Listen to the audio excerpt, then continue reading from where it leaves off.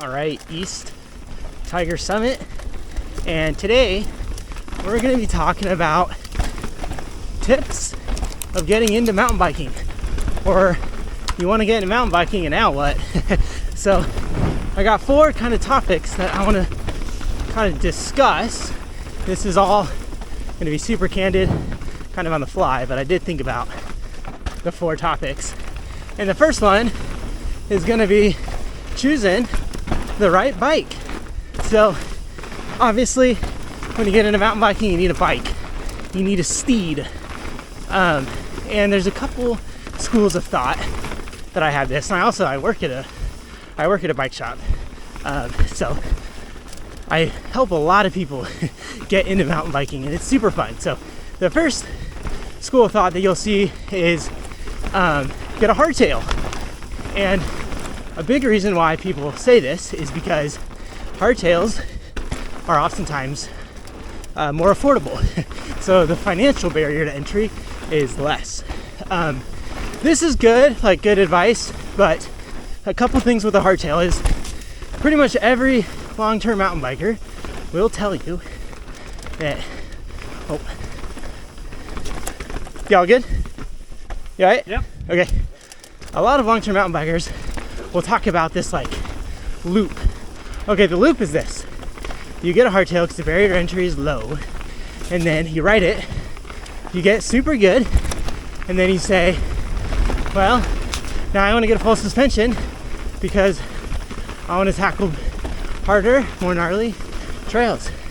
So you get a full suspension, and maybe you sell your hardtail to do that, and then you're like, well, you get even better, and then you say, well, now I want the hardtail back because all those hard trails that I was doing on my full suspension, now I want to do them on the hardtail.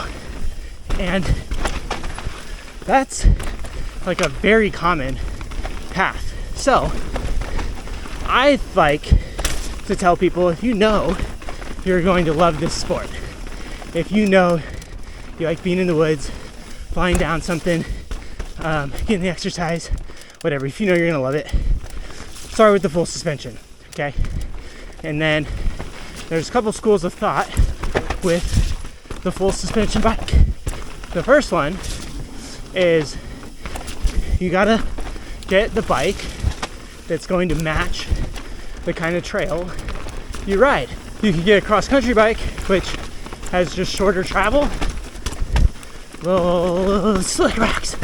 Cross-country bike with shorter travel. So that's like, if you know you don't want to be doing big downhill stuff, you really want the adventure feeling lightweight bike, then a cross-country is going to be great for that. If you're not quite sure what you want to be doing, then I recommend a trail bike, which has a little bit more travel. It's kind of like the 140, 150 range. But if you know that you want to be like racing, and you want to just right off the bat get a bike that you feel is never going to hinder your progression or hold you back, then go with like an enduro bike, which is anywhere between like 160 and like 180 travel in the front.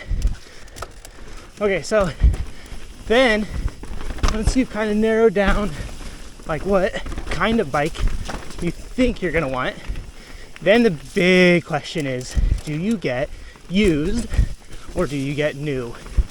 And there's really good arguments on both sides, and I've done both. And I'll explain the positives and negatives. So buying used is absolutely going to be more affordable, because bikes like depreciate so much, like right after you buy them. So it's going to be more affordable. My biggest issue, and this happened to me, is if you get a used bike, you really don't know like the condition the bike is in. You don't know if the person maintained it, and you don't know like if it's been inspected, if it has cracks anywhere. Like, so the bike that I bought had a crack. Not sure if I did it or if the previous owner did it and he just didn't know about it or didn't disclose it. Not sure. But just like buying a used car, it's really hard. I think we're just gonna do OTG today. It's just really hard to know the actual condition the thing is that you're purchasing, okay? The other benefit is, or downside is, actually I'll talk about then the benefits of buying new. Buying new, a lot of times big bike brands will do lifetime warranties on the frame or some solid like warranty program, but a lot of times that's if you are the like first owner, and you know when you get a bike from the shop that it's been inspected, it's been professionally built, and you can start a relationship with the bike shop that you buy it from. This is super important because I can't tell you how many times like we've just, even me, like at the bike shop, I've helped people out a ton when it comes to like new bike setup. If there's like something weird that happens in the first couple rides, like even at Trek, we have a 30-day like money back guarantee kind of deal, and people have used that. People have come in, bought the bike, and immediately I used it, and they were like, I thought this was the bike I wanted. Turns out it's not. I'm not soaked on it. Buyer's remorse. Return it. You don't get that luxury when you buy used.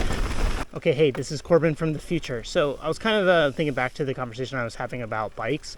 It's really hard for me to recommend one way or another buying used versus buying new. I do see more benefits with buying new, but you don't need to get like the top of the line, like the top of the line of the category of bike that you're wanting to get. Definitely don't do that because, like I mentioned, bikes do depreciate and they lose a lot of their value. But what you gain in return from like the local bike shop that you bought it at, the warranty, the peace of mind knowing that everything is, you know, set up well, and it hasn't been through like any crashes or the ringer, I guess. That's pretty valuable to me. I put a lot of value on that. There's no shame if you're not sure you're getting into the sport and you don't want to drop cash, like quite a bit of cash. Absolutely go onto Facebook Marketplace and look up some used bikes, and just make sure you have you're aware of some of the issues of buying used things. And a lot of times people like on Facebook Marketplace in the used bike market will say maintained by professional mechanic. We don't know how true that really is unless it's like coming from a shop mechanic kind of deal, like where the credentials, we just don't really know. So it's not a bad idea if you are looking to buy used. Ask the seller if they've gone to a local bike shop recently to get it evaluated, and ask them to send that evaluation form. That might be a pretty good option when buying used. So just want to make sure that's clear. It's really hard to say one way or the other. Again, to reiterate, I think if you know you're going to be getting into the sport, it's worthwhile to buy new. But if you don't know you're going to get into it, if you don't know kind of what discipline, what route you want to take mountain biking, buying used, saving some money, that's always a good option too. It's ultimately up to you. Okay, back to the second topic that I want to talk about is equipment. Get good equipment that you will use and that will make the ride more enjoyable. So again, I talk about this at my job a lot, and it's not salespeople like doing their sales thing trying to get more money. I genuinely want you to have a good experience on your bike, especially getting into the sport. So some of the big equipment that I want people to get is a really solid new helmet. Helmets have expiration dates, okay? Can you believe it? The foam literally loses its integrity.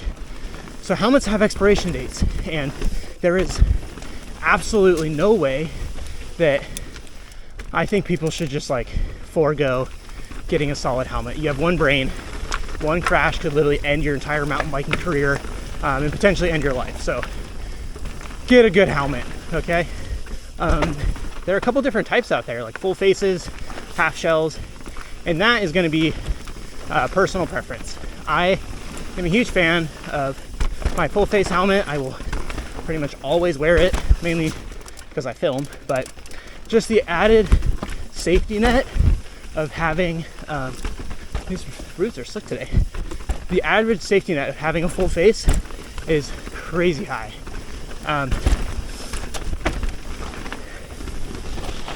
Oh, there's a bird there.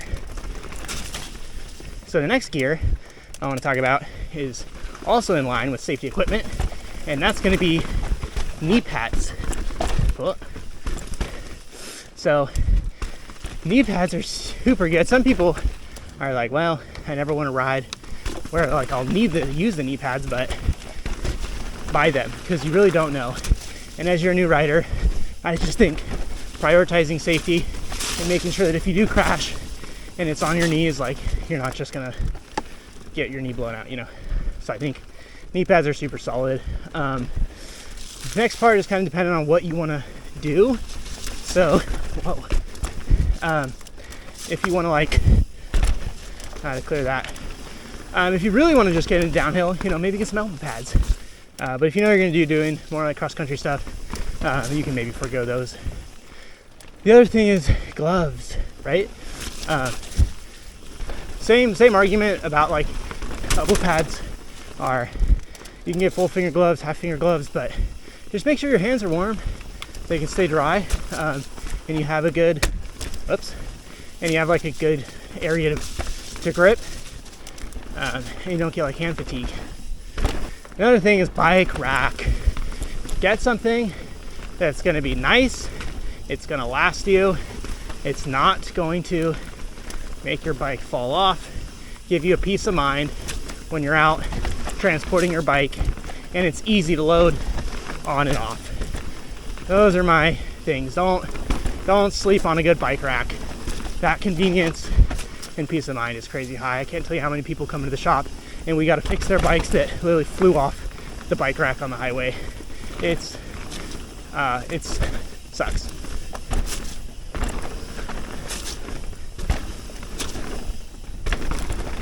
Woo. Just kind of feeling it there for a second. Okay, back to equipment.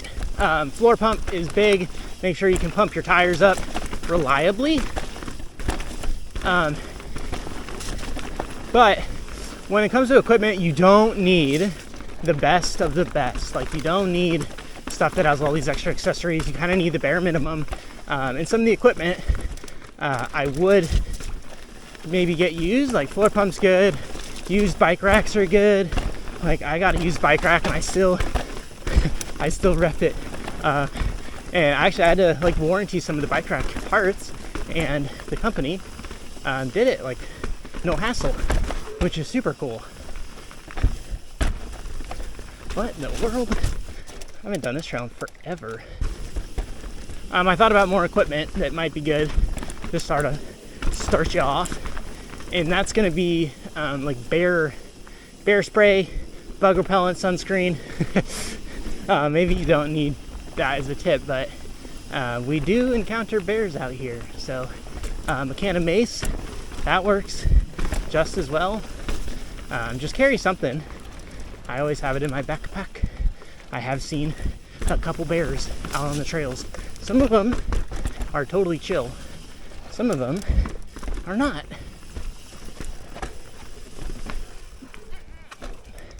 Nice! That's exactly what I wanted to endo. It wasn't amazing, but redirected enough. That was, yes! Let's go! Man, it's pretty hype. Been following my channel for a bit, you know that I'm really practicing the endos, and it's a slow journey, but that felt good. Yo! Okay, we made it to the next descent, and it's called The Legend out at Tiger Mountain. So the next topic that I want to talk about is how to find good trails for you. Every new mountain biker needs Trail Forks. It's an app that I think is by far the best like mountain biking app on the planet. It shows all it shows like all of the trail systems in the area and like any area you want. And it shows routes, it shows difficulty, it shows elevation, it shows everything. It can keep track of what you've ridden, your ride logs. Trailforks is amazing, and it's like super good to show. Oh, I should have just doubled that. It's just so good at showing what tracks you like might want to do, especially because of the difficulty thing. And routes, like getting into mountain biking, it's hard. Like climbing is tough work. People really, I think they underestimate how hard climbing a mountain bike can be. And you're not gonna have downhill legs, or sorry, like climbing legs early on. So being able to see a good route is awesome. So Trailforks, definitely get that. There's a paid and a free version. I've always used the paid one, so I'm not too sure the benefits of either of them. I like the paid one because it can keep track of. Whoa. Is there a gap there? Oh, it might be up here, actually, off to this rock roll. Oh yeah, right there. You go off the rock roll, off that, through the trees.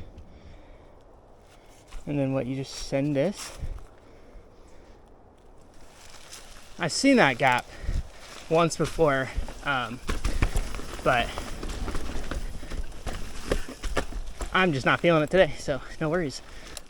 Okay, the legend's so good that we gotta do it again. So going back to the conversation about trails, the other cool thing about Trailforks is people can post videos and photos of the trail that you're like interested in. I do that a lot in the content creation world, which leads me to my second point about finding trails. Look stuff up on YouTube. The market honestly is so saturated of content creation, and I love it. There absolutely, without a doubt, is somebody at your local trail system who is posting videos on YouTube. And that is a phenomenal way to determine if you want to ride a trail or not. Doesn't matter if it's like not the most like produced video, or if the rider's like insanely good or a little bit above average like me. Doesn't really matter. What you're looking for is, how does a trail ride? Are there big features on it? Do I think I can do it? Will I have fun? And raw POV content is the best way to see that. Because even like some people may say, but then you don't get the joy of riding the trail blind. You do. Watching POV content is definitely not the same as riding it. And there's this thing called the GoPro effect. Granted, I don't use GoPro, but an action camera effect where it blows things. It has like a really wide angle lens, so it's really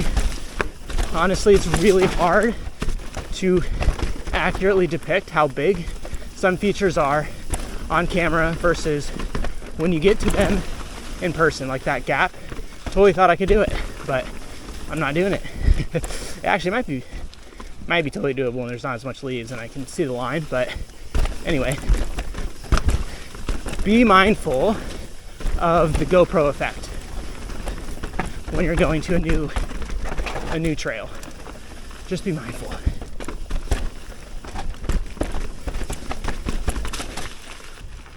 Check out Megafauna.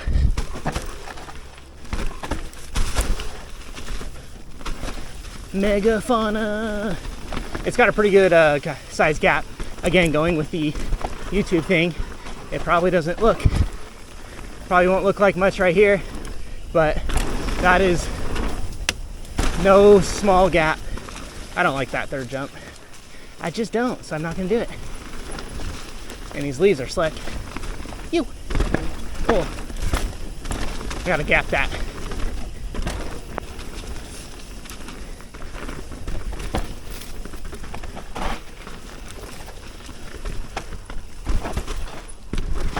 Whoa, saved it, nice.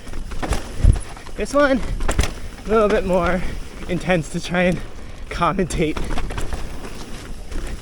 A little step up there. The rest of the trail is pretty hard for me to clear. That's fine. Yo! Oh, I could have hit that. Actually, should I just prove it to you that I can't hit it? Yeah, like if you look at this on camera, it probably looks like nothing. Yeah, I'd probably say it's at least 2.5 bike lengths of a gap. But again, when you're looking at it on camera, it's not. It's not anything. So when you're looking at YouTube and you're looking at videos, just please be mindful of the action camera effect. You see a trail, might think it's in your wheelhouse, might think things look chill, and then you succumb. You get there and you're like, wait, hold up. That is not chill. Also, be very mindful of walking up. I don't recommend doing this, but I've done 2 laps out here already and nobody's here. So I feel good, but I'm also very cautious of trying to listen to people. Check uphill, make sure nobody's coming. Make sure you're out of people's way. So you can do fun things like hit this gap. Phew.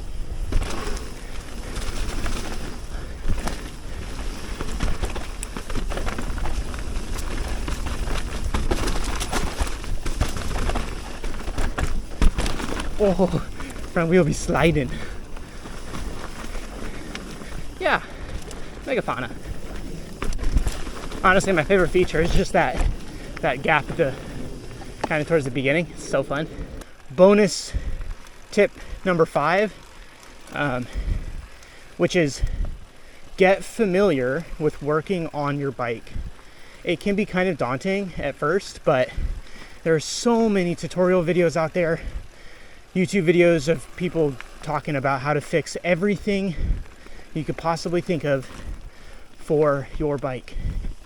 Granted, a lot of times that may require some special tools, which is super frustrating and annoying, but sometimes it doesn't. Sometimes it just requires a tire lever, pliers, and just the go get it mentality. So don't be afraid to work on your bike. Start working on it early. Get familiar with taking things off, putting things back together, wheels, looking at brake pads, things like that. It's incredibly rewarding when you can get to the point where you're fixing a lot of the regular maintenance that's required to own a bicycle and keep it running well and safe. Like changing brake pads, bleeding the brakes, updating sealant, putting new tires on, changing shift cables and housing, getting a dropper post installed. Like, all that stuff is not terribly difficult. It really isn't. It's just kind of intimidating. Bonus tip number 5, get familiar with working on your bikes. You're like, but Corbin, we don't even know tip number 4. I'm gonna get to that, but I gotta climb. Okay, we did it. We climbed back up for a little side hustle lap. And for tip number 4, the last one, and arguably the most important one, when you're getting into mountain biking, you gotta find a community. Find homies to ride with, because man, oh man, is it a fun sport to share with friends. Like getting a squad out, just riding bikes, like it's the ultimate meme. It's like mountain bikers are just like 8-year-old kids.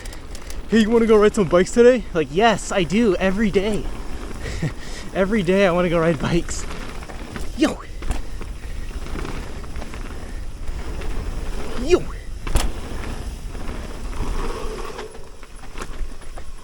Oh, thanks, man.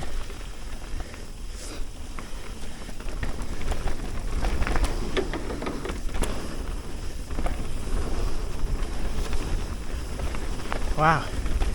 Doing some work on the good old side hustle. Yeah, find a community. Find homies to ride with. Record yourself. Record your friends. Let's saturate it even more. Thanks, man. Appreciate it. Sounds good. Work being done. And you know what? That is an absolutely excellent way to meet people, is to show up at a work party and talk to people. Like, show up at a work party at your local trail system so you can talk to people, meet people. Out in the Pacific Northwest, like Washington area, Evergreen Mountain Bike Alliance is phenomenal at maintaining these trails, and they have bunches of work parties all the time. So it's just an absolute wonderful way to meet people, and just get into the sport. Woo! You guys are awesome. Thank you. Hi, buddy. There you go. That's a big boy, big girl. Yeah. Hi. Sweet. Thanks, guys. Yeah, appreciate it a ton. You.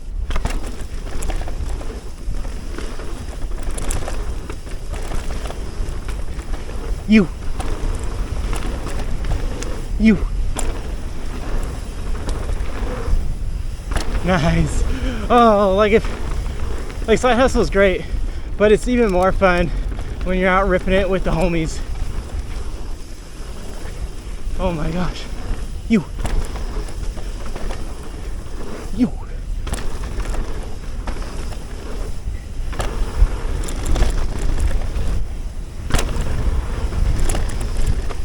Yes. Oh. Go to work parties, meet people, get yourself a camera, record yourself. Look at this awesome work.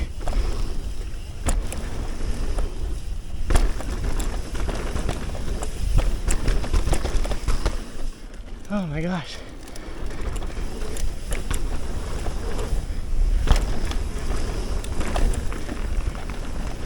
You. So what I was saying about, like, get yourself a camera, record the homies. There's so much mountain bike content out there. Cameras are so good these days that literally, like, anyone can pick up a camera and just start recording, and it's so fun to share that with the homies. Yeah. Oh my gosh. Yeah. Oh man.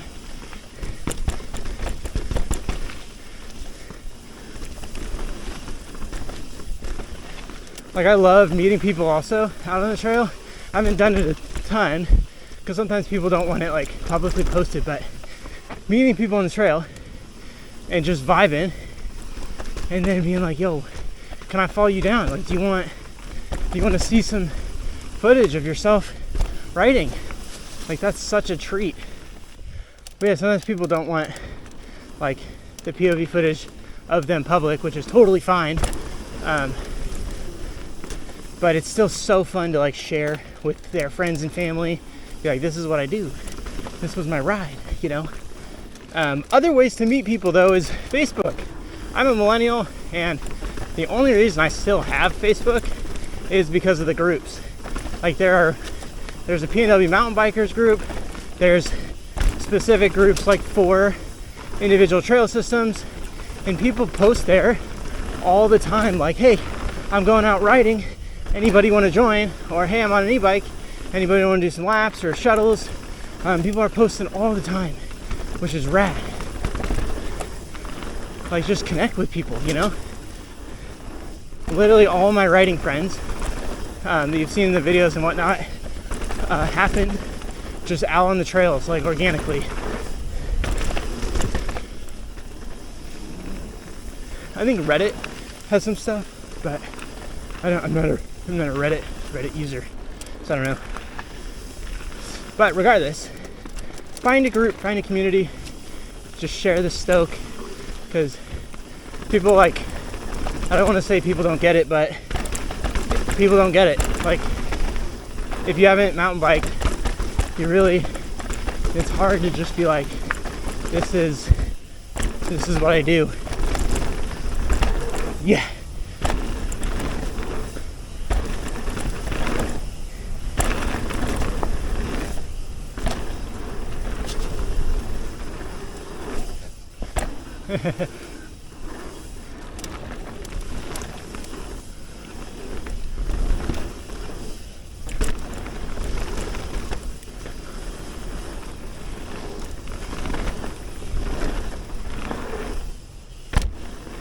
Chase that one a little bit.